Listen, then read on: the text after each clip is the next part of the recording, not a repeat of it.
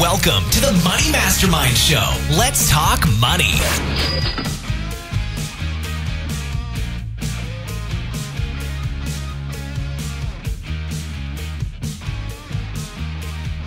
And welcome to the Money Mastermind Show. Tonight, we want to talk about achieving financial success.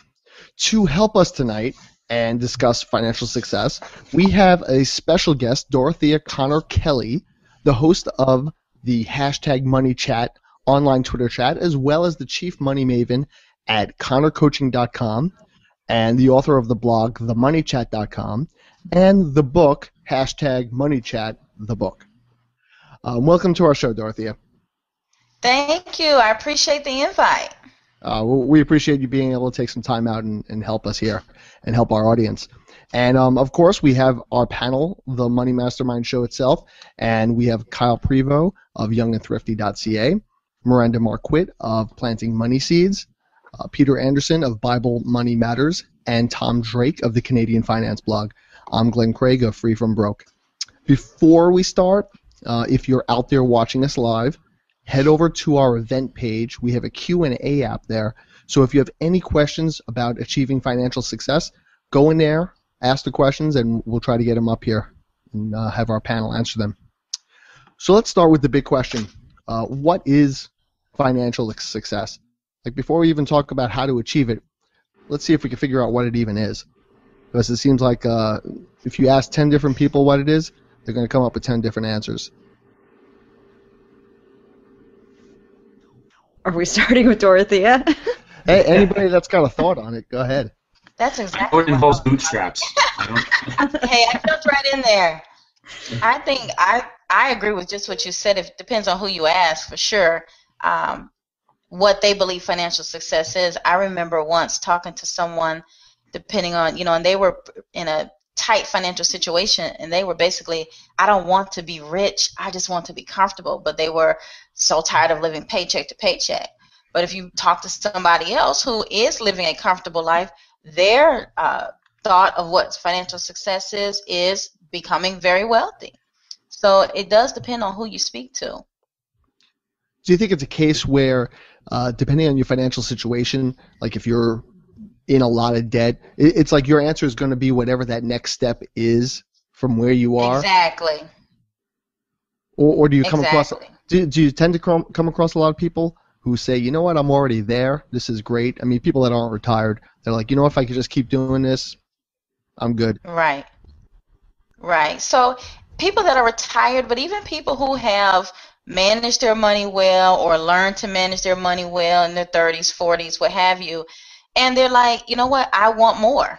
So they kind of get it as far as they've managed their money, they've come out of whatever debt they may have been in, or at least paid a lot of it down, and they see the bigger picture, and they see the possibilities as it relates to wealth and the more income that they can bring in. So to them, financial success, the sky is the limit. And is it one particular goal, do you think, or is it maybe just a process that you go through?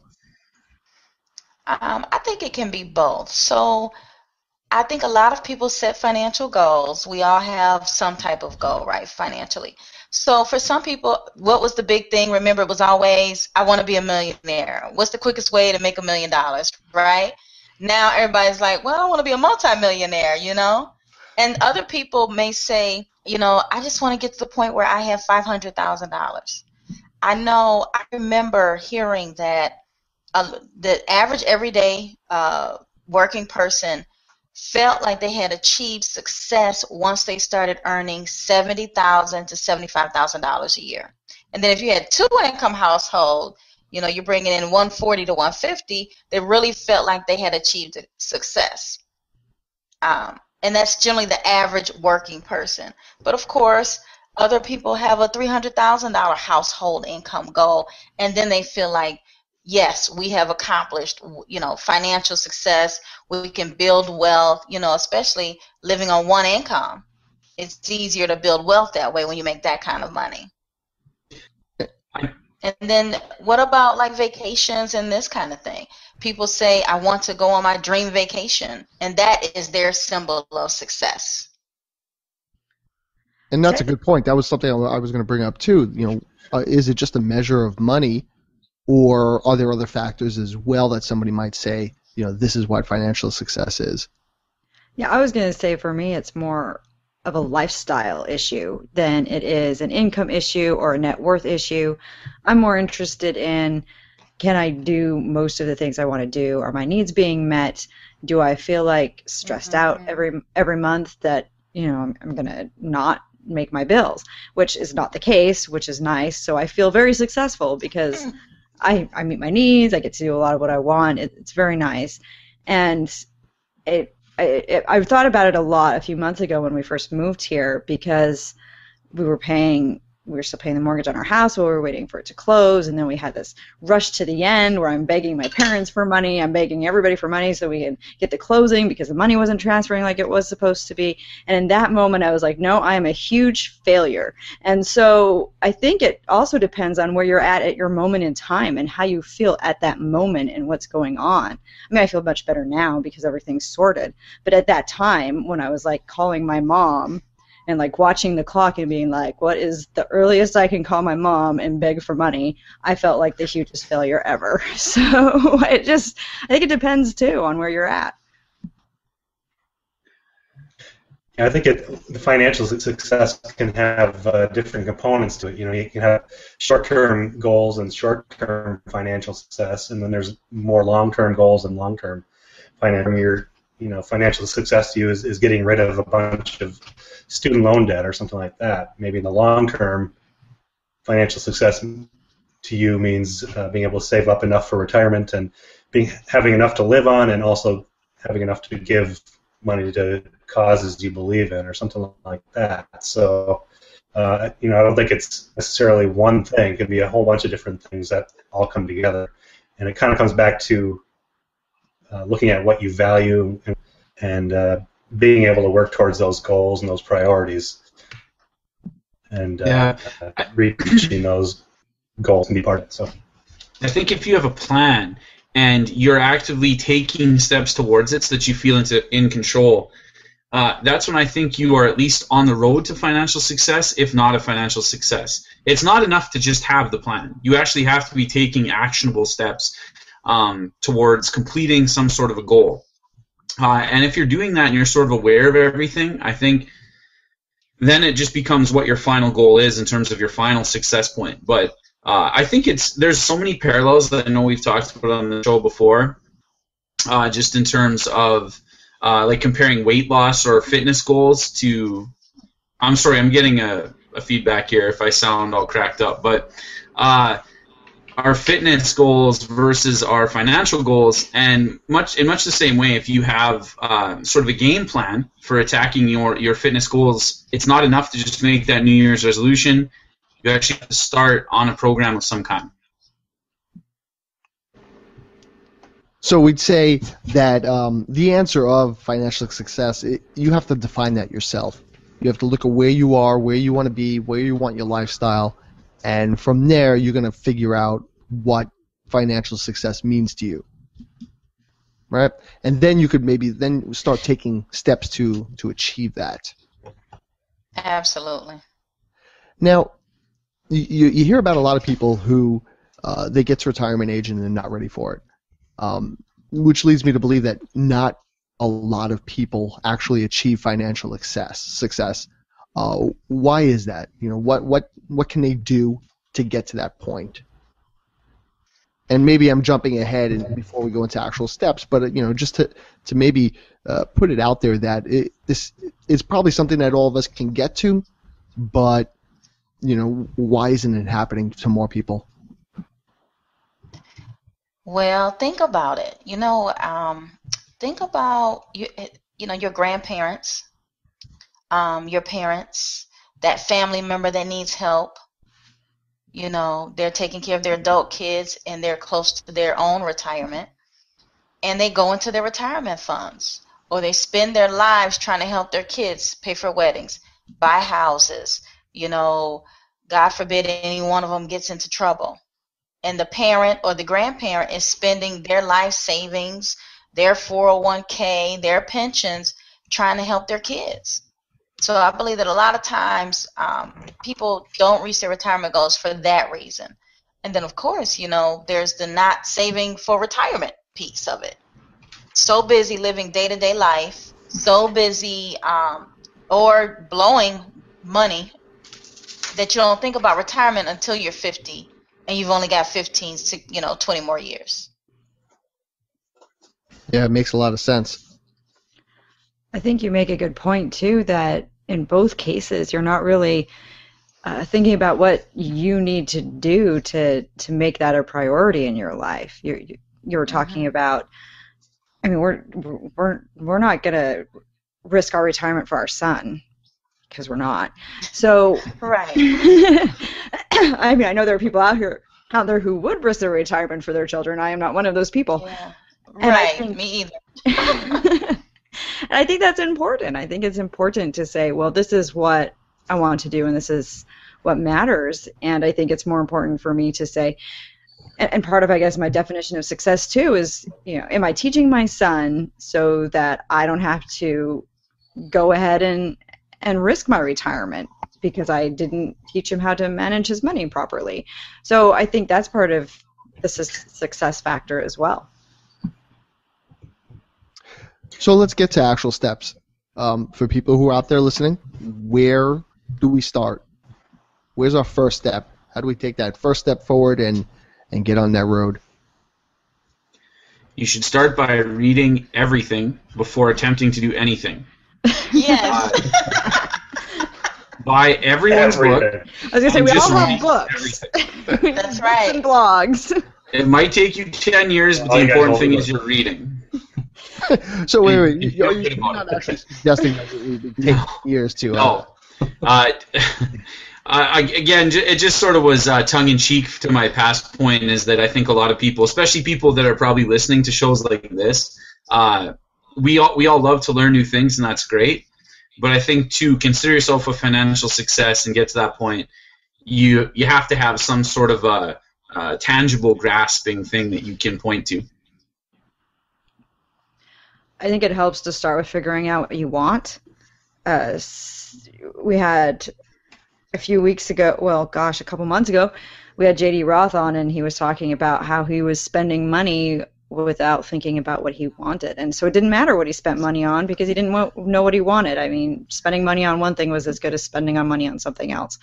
So I think the first step, if you want financial success, is figuring out what you want, what matters. Because how are you going to define that success? How are you going to know you've got there when you have no idea what you're looking for? Yeah, that goes back to what Kyle said about goals too. Like if you don't have a goal, then you don't have a finish line to cross. So it's and it's not that it's one finish line, but every little step. Like I have debt, now I have to pay off my debt. Okay, now the debt's paid off. Now what's the next success kind of thing? I don't know if it's this sudden realization that, oh, I'm successful now. it's always one little thing, and then you're looking to the next person that might give you a different idea what success might really be. Yeah, I think it goes back to... Go ahead, Peter. It goes back to being intentional about what you're doing with your life. If you're not careful, you can easily just start to kind of drift in life and just go from day to day without thinking too hard about your money or what your goals are or any of that stuff. And before you know it, you're nearing retirement age. So you really do have to be intentional about your spending and intentional about setting goals and figuring out what you value and what your priorities are. And sitting down and actually writing those things out. We had an episode a few weeks ago about writing out a life plan. I think that's probably a good starting point for a lot of people. But again, it's about sitting down and figuring out what your priorities are first. How about the argument for a lot of people that are out there, they're living maybe paycheck to paycheck, or they're just getting by, and they say, how can I think so far in the future when I'm doing everything I can just to pay the bills now? How can I put so much time and energy and worry about what's going to happen then when I'm more worried about that next bill that comes into the mailbox? But Glenn, doesn't that go back to your comment about the steps? At that point, you're at a different step than maybe you can't think about retirement. maybe you shouldn't be saving for retirement if you can't pay your bills, so that you're able to put all of your money toward what did we mention about writing down your goals, writing down what it is you want to achieve financially. So what you want to achieve financially in that situation is stop living from paycheck to paycheck. So then you write down how you're going to get that done and start funneling every dollar you have toward reaching that goal. So it's about writing down that financial life plan, writing down how much money you need each month, each week to set aside to be able to stop living from paycheck to paycheck. But that's also an income problem as well. So what do you need to do to bring in extra money so that you can pay off that debt, pay your monthly bills, because sometimes it's not just debt, it's just being able to pay your monthly bills, buy groceries when you're in that type of situation. So you're looking at what your plan is, and that could change to anybody, depending on where they are in their lives and what they want to achieve. It could be getting out of debt, or it could be, I want to be a billionaire. But then maybe working backwards from there and seeing where you are to figure out what your next steps are going to be to start to inch your way through it. Would you guys say that that's accurate? Oh, definitely. Yeah. And I think that Dorothea makes a good point when she says I would. maybe you need to look at what you can do for income and extra income. You need to cut back. You need to look and see where you have room. But sometimes you really do get to the point where you can't cut any more and you're out of wiggle room. And I think Dorothea is really right that sometimes you need to look at the income. You know, I had that as a question here a little bit further on, but that's okay. How does career play into financial success? You know, it plays a big part. So, you know, I remember being there. You know how you hear, you know, when I was younger and trying to figure my money out, you hear, you know, don't live beyond your means and don't do this and don't do that. But I was like, I am not living beyond my means. I'm barely making it. There's nothing else I can do. So you have to find ways to increase your income. For me, I always had a side hustle. All my life I've had a side hustle. And to bring extra money in, I was a single mom. I had kids. And I did not like living paycheck to paycheck. It was a horrible, horrible feeling, you know, not ever being able to go into mall and buy anything for yourself and this type of thing. So I always had a side hustle. That's one. And then you have to work on, you know, even for some people, a 4-year degree may not be your thing, but if you're not the side hustle type, you need a vocation that is going to increase your income. So go to vocational school. You need something. You can't just say, oh, I don't want to do this and I don't want to do that, but I'm tired of being broke. You have to figure it out. For your degree, maybe it's vocational school, or then maybe it's a side hustle or a couple side hustles to bring more income into your household.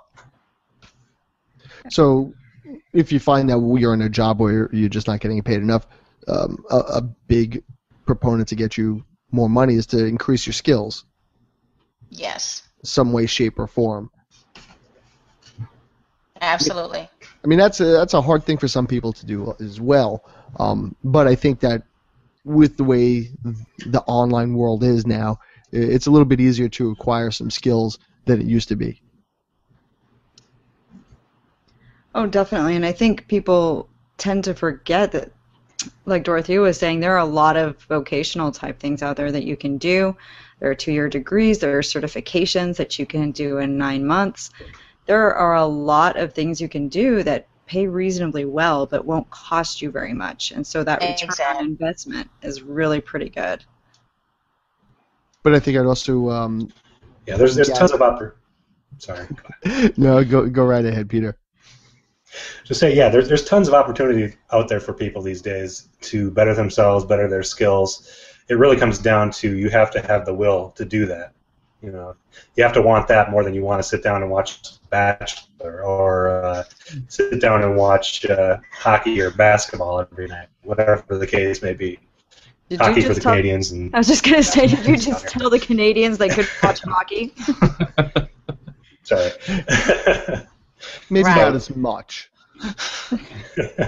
But yeah, again, it comes back to that. Comes back to being intentional. They can record the hockey. Yeah, exactly. You have to want it. And my point was just that, and something to go along with what you were saying is that if you're going to go and take a class or do whatever you're going to do, have some focus with it too, and know that yes, I'm going to take this class because I want to do that. Where I think a lot of people have made mistakes where they go, well, maybe if I get this 4-year degree and finish this up, some jobs will magically open up. And that's not necessarily the case, and you could just end up with a lot of debt there too. Exactly. That's like getting a degree. I don't know if you guys remember. There are a few still hanging out here, but getting a degree in entrepreneurship. It's like, really? Entrepreneurs don't need degrees. So why would you get it? Why would you spend all that money getting a degree in entrepreneurship? I remember when they started popping up, and I'm like, God bless all the people who spend the money on this degree and are not going to be able to find a job. I didn't even know that was a thing. Oh, yeah. It was a I'm thing. inspired now. It's all types of people who've sat in a classroom and have PhDs teaching others how to start companies? Question mark? Yeah. What is an entrepreneur degree very different from, let's say, a business degree? Like, what are we talking about here? Like, explain what an entrepreneur degree or major would be. And so that's my point exactly. You make my point. Go get a It's from the business School of Hard degree Knocks, I think. as opposed to an entrepreneurship degree.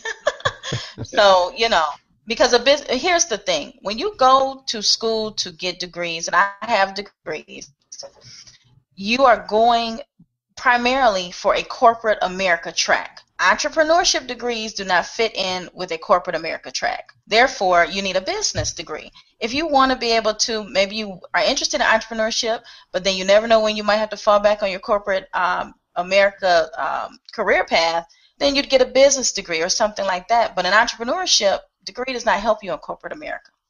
So what you're saying is that there's degrees in there that have these descriptions that maybe are a little bit pie in the sky. Like get this degree, and then you'll be able to start the next Facebook and be a billionaire. Exactly. And that's the type of thing that you want to maybe watch out for. You're better off maybe getting a basic business skills, which may not even be basic, let's face it, but something along those lines, a little more traditional, that could give you maybe more general skills, or even maybe give you the skills that you need to be an entrepreneur, just without calling it that. Being able to read your books and do your books and understand what a business is and how to build it up and do the marketing and the advertising and everything else. Exactly. Here's the other thing, too. Whether we're talking about performance in an academic setting, a side hustle, entrepreneurship, corporate America track, how many people do any of you know who are the best or amongst the best at what they do that are having a hard time making money? There's not many. I honestly don't know almost anyone I can describe that way. They might be in between jobs, but if you are the best and you're working towards being the best, honestly and truthfully giving your all to being the best at whatever sort of earnings pursuit you're doing, it's pretty tough in North America to not be fairly successful, I think. So what is it, you do make an interesting point, and I remember, working a cube job and what it was like there. And, we definitely didn't have this mentality of like, we have to do our best here. It was like, we have to be here from 9 to 5. And if we could avoid that, we'll do that too.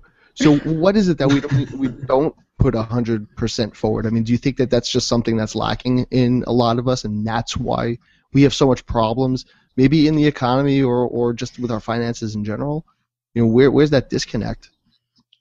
Is this where I start screaming at the kids to get off my lawn? Yeah. Is this where we start blaming millennials for everything? Or well, don't yell at them if they're starting a lawn business and maybe they're being entrepreneurs. Good point, Glenn. I think there's a combination of things going on here. First of all, I think a lot of us are still leftovers from the whole the track, the milestone track. These are the things that you do. You grow up, you go to college, you get married, you probably get married while you're at college, you get a job, you buy a house, you have your kids, you work for 30 years, you retire, and whatever. And I think a lot of us are still kind of in that mindset. And a lot of the jobs that let you do those things are disappearing because things are changing thanks to technology and just the way our economy is shifting and the kinds of jobs that are available. So I think there's a lot of change going on, and we're in this really kind of weird place right now where a lot of people can go and make their own way if they want, but at the same time, there are a lot of people too who are like told, well, if you go to college and you get this degree, there will be a job waiting for you. And now they're kind of disillusioned because they're like, well, I've put in my time, I did what I was supposed to do, and now look at me. There's nothing for me. Why am I working at Starbucks or waiting tables? And they're like, but I went and I got a 4-year degree. And I think part of that too goes back to that focus that Glenn and Peter were both talking about, that focus where they're like, oh, well, I'm just going to go to school and get whatever degree, and then I'll have a magical job. And they didn't really focus on what kind of degree they were going to get. I mean, right. We make fun of communications degrees, and I have a communications degree, but I sort of did something with it.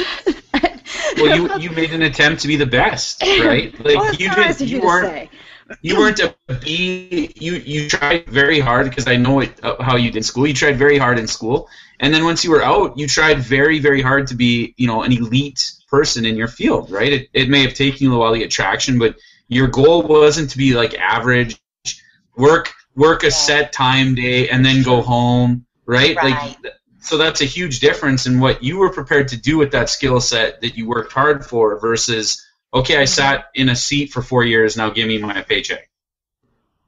And I think we're maybe going off topic here. I like the direction Kyle is going. Well, I'm going to add to that there and say, is there a type of a middle class malaise that, I don't know if it's our generation, the generations that are following us, but you had the boomers who came out of World War II, and they really did something, and they set this kind of dream up for us, as Miranda described. And then maybe we got to a point where, if I just do this, this, and this as part of the cookie cutter, then everything will be set. And then I think there's also this aspect of, well, you should be a doctor because they make a lot of money. You should be a lawyer because they make a lot of money. You should be an accountant because they make a lot of money. But people aren't asking, like, but what do you want to actually do? So is that where we're losing a lot of passion, maybe, and that's why we're not working 100% to earn money? I think you need a balance, though. I mean, to some degree, I think there's that. Well, you kind of need to know. I like what I do, and I'm fortunate that I like what I do. But there are days that I don't particularly like working with certain people, and I don't particularly want to write, and I just don't want to do it. But you work with us. As you know, because you've seen my Facebook posts the last 2 weeks, where I've been doing nothing but whining, and but I still have to get out there and I have to power through it. And sometimes what we see too is there's this weird disconnect. You've got one group of people who are like, I've done everything I'm supposed to do, now hand me my paycheck, like Kyle was talking about. There's also another group of people who are like, I'm following my bliss, why isn't the money coming? And so there's this weird double thing going on, and I'm trying to decide who I hate more right now. But you know what? You're so right. But you've got to have a balance. You're so right. So many people are like, oh, well, if I don't like what I'm doing, then I'm just not going to do it, and I'm just going to do what I want to do all the time. And sometimes you can't. Sometimes you have to do things you don't want to do. And now I will get off my soapbox and let somebody else talk. Oh, my God. No, you are on point. You are so on point with what you're saying, because that bliss is a problem, because that bliss leads to brokenness, because to Kyle's point, they're not being excellent at what they're wanting to do. They're just expecting everything to come to them. But no, you have to work hard. And it might be that it doesn't happen this year, next year. It might be 3 years down the road. But who was it? One of my favorites, Malcolm Gladwell, says 10,000 hours of work till you reach the pinnacle of success that you're really trying to reach. But that bliss, those bliss folks, they are not thinking about 10,000 hours. They want to work 1 hour. They want everything to come to them, the fame, the money, and that's about it. But it just doesn't happen that way. So no, Miranda, you are on point. Yeah, I think we live in such an entitled society these days. People want to be able to go to school for 4 years and then expect to be handed something, right off the bat without having to work hard for it. They want to go into a $100,000 a year job right off the bat and be going on, 2 months of vacation every year and all this kind of stuff. But the fact is, that's just not going to happen these days. There's tons of opportunity these days through, you can do all sorts of side hustles. You can start your own business on the internet. You can do all sorts of things to make money, but it's not going to be handed to you. It's going to be hard work. Do you think also that there's just a lack of curiosity out there? I hear people, they get out of school and then they're done. Whatever they do at their job, they do it. Maybe they learn at their job, but they're done. They don't want to read another book. They don't want to learn another bit of math. They don't want to learn anything else. And then they kind of get stuck in sort of a box again, where something new comes at their job and they're just thrown. Like they can't adapt to it. Well, that kind of goes back to what Miranda said about they're on the track, right? Like they've done their school, so now they're on to the job stage, and that's probably why we have the middle class issues. I think the middle class sticks to that track, where either end of the spectrum otherwise goes off the track. so the poor people aren't necessarily staying on that track either, but to be better than middle class, you go off that track and you get a little more entrepreneurial. So yeah, I see the middle class and the track kind of being connected there. I think too, if you're going to try to be excellent, you also have to sort of find the place where you can offer something that other people can't, whether that's to sort of the broad marketplace if you're an entrepreneur, or whether it's to employers.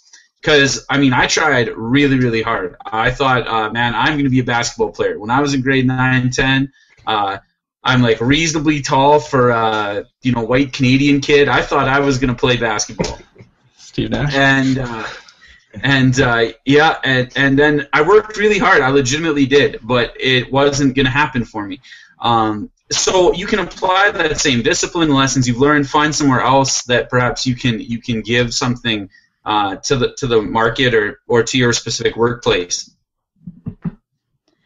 And I think there's something to be said too about, well, maybe your version of success is saying, well, I've got a nice job and I've got a house with the white picket fence and I've got my 2.3 kids and I'm good, and that's fine. And I think that if you're happy doing that and that's your version of financial success, that's great and you should do that. I think it just starts to get hard when you have this high flown idea of financial success, but you're not willing to kind of focus on that and do what needs to be done. And it goes back to what Kyle was saying. Sometimes you think, oh, well, I've done these things, and so it should just be handed to me. So I think you really do need to take a step back and say, well, what does success look like to me? And what do I need to do to make that happen for me? Yeah, and sometimes maybe having a financial success is going to take some stepping outside of your comfort zone. Maybe taking some risks and doing some things you're not that comfortable doing. Failure is okay. It's okay to have a mistake or do something wrong every once in a while. It can be a learning tool too. And I think it was Zig Ziglar that said, failure is a detour, not a dead-end street. So don't be afraid to take a few risks here and there if you're trying to reach for that success. So let's backtrack a little bit. We're saying that our first step is, have a plan, have an idea of where you want to go, and then from there you can work backwards and figure out where you need to do, what you need to do next. And on top of that, if you want to be successful, you need some sort of curiosity and some drive to kind of learn more and to maybe do your best, because otherwise you're going to get run over and left behind, basically, with the way that the world is changing. Right? Would you say that's pretty much where we've gone? Yeah, well, I think definitely what you're saying about having a plan, figuring out what you want to do, and your end goal in mind, I think you're definitely right that that's kind of our first step for success. All right. Absolutely. So a little Bill and Ted be excellent, and and have a plan. So what else do we need for financial? Well, we talked about sort of being excellent in terms of gaining money, but I think it goes back to like what JD Roth was talking about too. Be excellent in terms of be excellent in terms of budgeting. That sounds super lame and boring, but what that really means is understand what makes you happy in life. If having a cabin near a lake is your idea of perfection, then find a relatively inexpensive way to do that. If season tickets to the opera or to a sporting event, sports team, find a way to work that into your budget, and then decide that is sort of what makes you happy, and cut out all the other stuff you're spending money on randomly. Now, would you guys say that the budget is the foundation to financial success? Because there are so many different views on it. I hear so much. Nobody's going to budget, so don't fool with that. Just automate everything. Of course, I believe in a budget. I believe in, I'm kind of the no-nonsense type. Just get it done. Make it happen so you can forecast and know how your finances are. But what do you guys think? I think that the budgeting piece is key, but there are so many schools of thought on that. I think the budget is your tool for your life plan. That's one of the ways that you're going to chip away things to make sure that you have what you need to have to get where you're going. And there's nothing wrong with automating things. You could automate everything and still be part of your budget. Right. I also personally think that the budget is sort of kind of maybe a misused word, sort of like diet, where people talk about, oh, I'm going on a diet, and then I'm going to go off a diet. No. Whatever you eat is your diet. If all you eat are Twinkies, that's your diet. You could change your diet. Good. You could change it, but it's just always a diet. And it's sort of the same thing with the budget. I mean, I know we talk about a formal budget where you have set amounts, but if you just spend your money away, well, that's your budget. It's a bad budget, but that's That's my budget. That's good. Yeah, I was going to use the same analogy. Yeah, I think if you're... Oh, we lost Peter a little there. We lost Peter. Okay. You were going to use my Twinkie analogy? I was going to use the same analogy. The people that that are successful in their New Year's nutrition or fitness goals, do they usually say, my goal is to just in general eat healthier? How successful are those people? Or my goal is to hit the gym sometimes, more often. In my experience, very, very rarely are those people ever successful. It's just human nature that if you don't have sort of specific guidelines you've set for yourself, and you can have flexibility within those guidelines, but have that plan. And I think, it's still not going to be a great success rate, unfortunately, because we are human, but I think that's your first step if you want to up your chances for success. And let's face it, we're not as super as we want to be. We need to have those goals and those constraints of maybe a budget to kind of keep us focused, to keep doing the right thing. Because I know for myself, if I'm not keeping track, like Kyle says, just to say, well, I'm going to be I'm just going to exercise more. I've told myself that in the past, and it never works. It's unless I say, well, on this day, this is what I'm going to try to do, then things start to happen. So you do have to have that focus, and it's okay. It doesn't make you any weaker to have to say, well, these are my constraints, or this is what I need to write down, or this is what I need to keep track of. I mean, those are actually strengths because they actually help point you in the right direction. Yeah, I think the key here is having your direction and figuring out what you're going to do.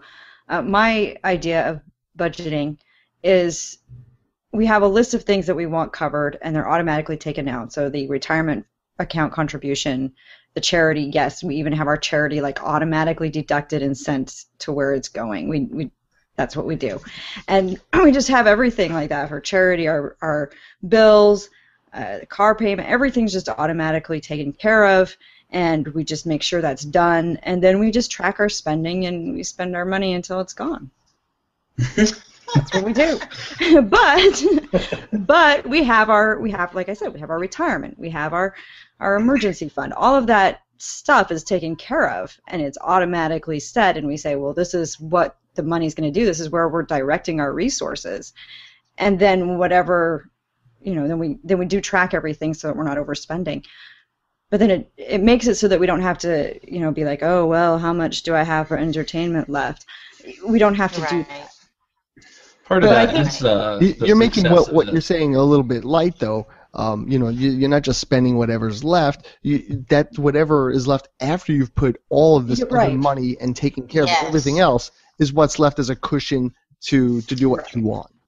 Exactly, and I think too that what I've got going on, what we've got going on now, is something we do at this moment.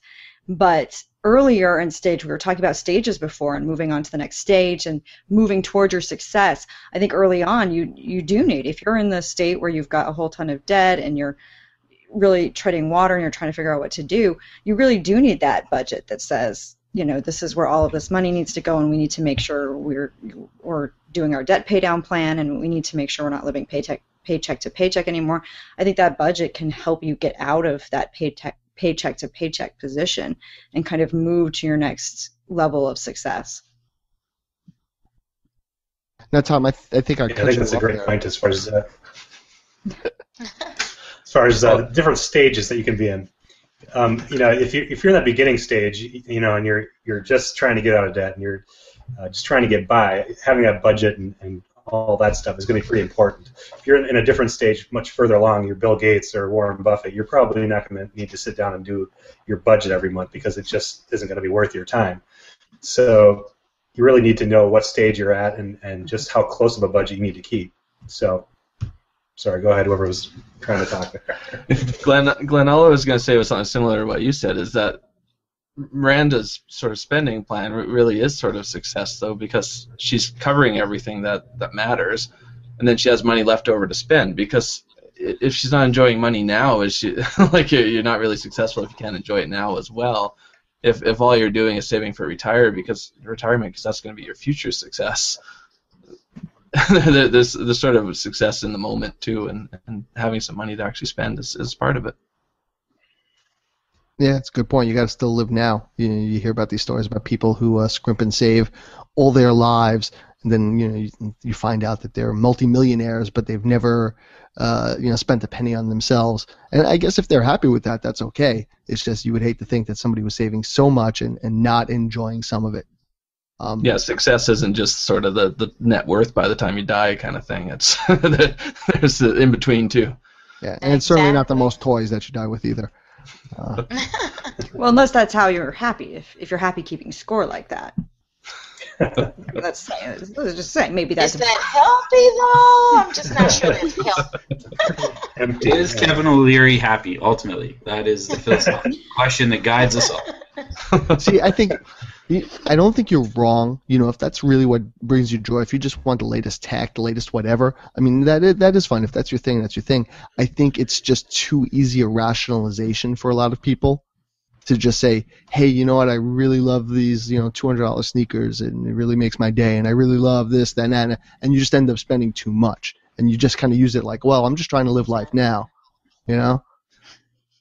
So it's just an easy excuse and rationalization for a lot of people, I think. But hey, that's me. So let's talk maybe. Sorry, Peter? Where do you go? Go ahead. Oh, okay. So steps for achieving financial success. Let's get back to that. Differences in ages.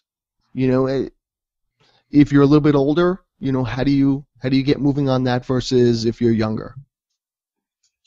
Are there any differences in what you need to do in steps? I think it all depends on, again, as we talked about in the beginning, where you are financially. So, because even if you're near retirement age, but you have a ton of debt, you should not start saving for retirement or anything like that. If you're in your 40s, and I have clients like this who are in their 40s, maybe they've got 20, 25 years, maybe more to work, but they really can't start a retirement fund because they have so much debt. So it depends on your financial situation, I think, more than your age. But your age does play a factor. For instance, if you're 23 with a ton of debt, I can tell you, don't save for retirement. get your emergency fund, pay off your debt, put all your money there. But if you're 40 or 50, then we do have to start thinking about retirement and accelerating how quickly you're saving for that. I think it depends on both of those factors. So if somebody's older and maybe they're first getting rid of that debt, it took them a long time to figure out what to do, can they still achieve financial success? I believe so, absolutely. I've seen it. Every day that you wake up is an opportunity to get it right. I believe that, and I've seen it happen with many people. Even if you're older, once you change your mind and then let your actions follow, you can achieve anything. So I don't want anyone who's listening to think that I'm older, it's too late for me. That's never the case.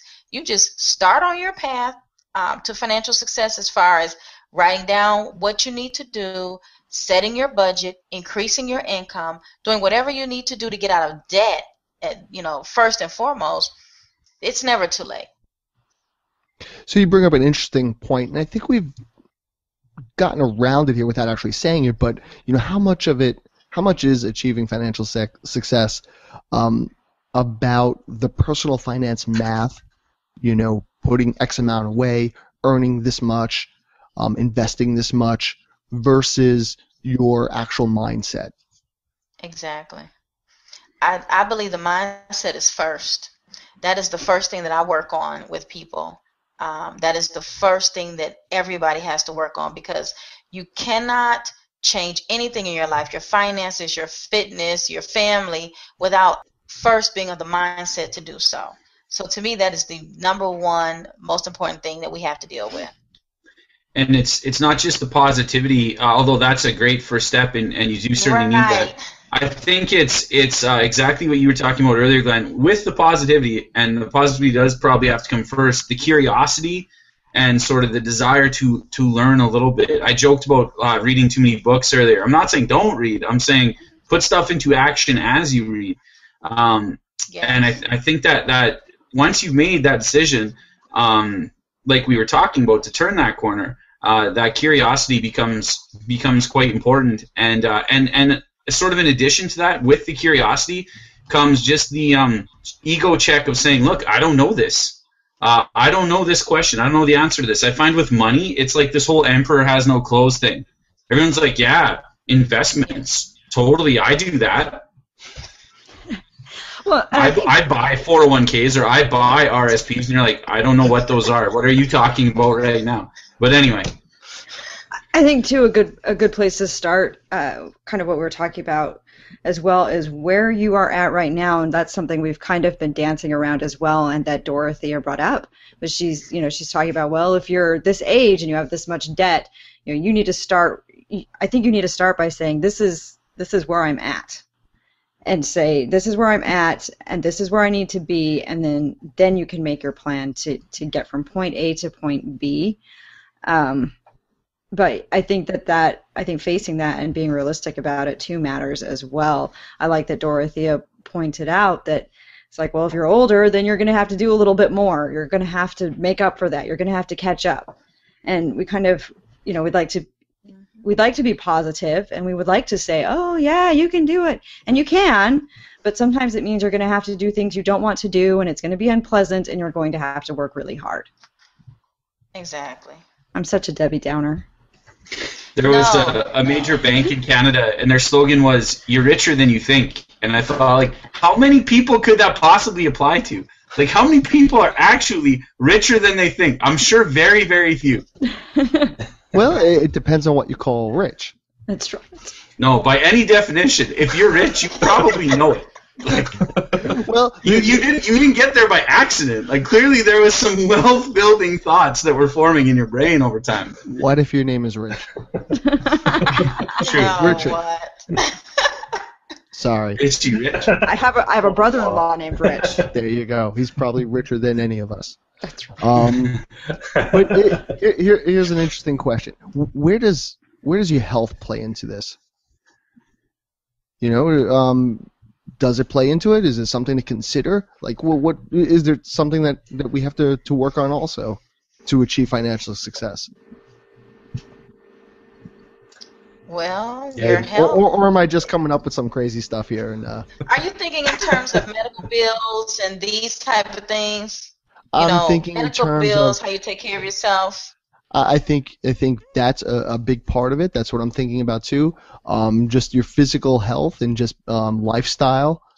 The whole thing. I think it's easy to maybe sacrifice a big part of that to try to get to all that money, and then when you finally have it, your body's just not going to follow along because you've been abusing it for so long. Like where's that lifestyle balance? How do you treat yourself in a way decently so that you could keep going? Well, when you speak of that, you make me think of people, and this I find particularly with men that are so career focused that they miss out on life around them. They're so career focused. They're so focused on making money, making more money, finding the next big thing, that they don't exercise. They aren't there for those things keep you healthy. Not just the exercise, but the life, the family, the friends, laughter. And a lot of times when people are so entrenched in their money, making money, earning money, their business, and they don't participate in the things that are going on around them, life is just going on. They're missing it. They're not exercising. They're not taking care of their bodies, which is going to cost them more money down the road. So that's what it makes me think of. Okay, yeah. All of that. I mean, that's why I'm throwing out the question to see, what we come up with here and what part, if any, it plays into financial success. I mean, I know for me, just if I don't get enough sleep, I'm just not in a place to work. Right. How can I be my best if I'm not taking care of myself? Absolutely. I love that you say that, Glenn, because you and I can just be like, I'm tired. I don't feel like working today. Go back to bed. Well, no. I don't have that option. I got because you've got kids. Bunch of kids that'll climb on top of me and make sure I'm awake. But yeah, I think there's a strong physical part of it too. You got to take care of yourself along the way, and do what you can to make sure that you are old enough and healthy enough to live that life that you want. So I think and I think part of that financial success also is making sure you cover yourself in case you are not healthy. You can have freak occurrences where you're going to have huge bills. My wife had a blood clot a couple of years ago, and we had over $250,000 in medical bills through that. Wow. But we had health insurance, so it was all covered except for about $3,000 of that. So, that's part of the financial success package, is making sure you're covered with insurance for all those different situations. Right. I mean, you can be the healthiest person in the world and still have issues that you're going to need to cover as well. So I guess you have to be covered on all fronts, and having the right types of insurance is a big factor as well. Well, I think that your protection thing speaks to, when you talk about insurance, I mean your auto insurance, your health insurance, your life insurance for your family. Those are all things that you definitely need to lay the groundwork. I think along with that goes building some sort of cash cushion or emergency fund, just so that you have something to fall back on. It goes, once you move on to that portion of success and start building that up, you do need something to fall back on, because what if you do lose your job, or what if you do have some other problem, or what if you just need to cover your deductible? I mean, Peter was talking about his health insurance, and what would happen if I know Peter has a good emergency fund. What would happen if he didn't have that emergency fund to pay that deductible? Or copay, or whatever. Yeah. I think we could keep going down this road and just make it as granular as we possibly can, and probably come up with 1,000 other things. But our time is running out here, because we just all can't stay up for 6 hours talking about this. So what I'd like to do is we like to finish up the show with a final word. So we'll go around our panel, and we'll have a final word on achieving financial success. Let's start with Tom. What's your final word on achieving financial success? When you go to define success for yourself, make it personal. Don't make it sort of a keeping up with the Joneses, or else you'll constantly be chasing something. And I don't just mean spending, but even, oh, well, I'm making this much money, but now I find this other person, they're making even more, so now I've got a new goal. And so don't constantly kind of chase something. Set your own goal based on yourself. And also, starting tomorrow, I'm going to start the Glenn Craig Twinkie diet.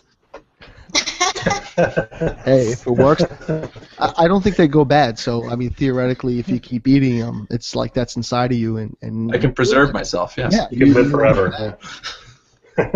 Right? There's logic in there. Don't try this at home. We are not doctors. This is not medical advice. No, we don't even play one on. Disclaimer. Peter, what's your final word on achieving financial success? Besides eating lots of Twinkies. Yeah, my final word. Just to remember that financial success is only one part of life. Don't let it become the only part and the defining part of your life. Make sure that you're having a full life when it comes to your family life, faith, family, friends. All those other things need to play a big role in your life as well. And financial success is great, but in the end, it's probably not going to make you happy. And Miranda, your final word on achieving financial success? I think I've said enough this episode, so I yield my time. All right. Kyle, you're up. Your final word on achieving financial success. Do your best to lower your barriers to entry. And what I mean by that is a lot of this stuff seems big at first. I teach a lot of this stuff, a lot of business-related concepts on a daily basis to high school students. And it's amazing they all grasp the theories more easily than you'd expect, but it's these little barriers to entry. So things like paperwork, a couple of letters that have to get sent back and forth, or faxes to set up an insurance plan or to set up an investment account. Really focus and tackle those one at a time, and celebrate your small successes a little bit in terms of, I did that. That's a great step that I took. Now on to the next one. Great point, because a lot of those things can really be a pain sometimes. So to tackle them all at once is tough. Dorothea, if you'll close out our final word on achieving financial success. All right. My final word would be action. So I liked a lot of what Kyle was saying. You have to take action. You have to set goals and act on those goals. Make them realistic, but you have to take action. You can't just go with the positive mindset that money is not falling out of the sky. You have to go for what it is that you want to achieve financial success. That would be my final word. Thank you again, Dorothea, for joining us. Absolutely. Can you tell people out there who may not be familiar with you where they can learn a little bit more about you and what you do? Absolutely. Please visit themoneychat.com. I am a personal finance and business coach. I also am very proud to say I just launched my new book, Money Chat the Book, based on the Twitter chat and the blog and the live events that I do. So please visit themoneychat.com and connercoaching.com. That is the financial coaching and business coaching arm of the business. I'm on Twitter, Facebook, Instagram, you name it, I am there. So you can look up Dorethia Conner for my social media, CONNER. And we'll make sure that we have a link to your book and to other places where they can find you so that our audience could get to know you a little bit better. Thank you again for joining us, Dorothea, and thank you everybody out there for joining us. And until next week, be good with your money. Thanks for joining us on the Money Mastermind Show. Get more information at moneymastermindshow.com. Don't forget to subscribe to the show on iTunes and YouTube and follow us on Google+.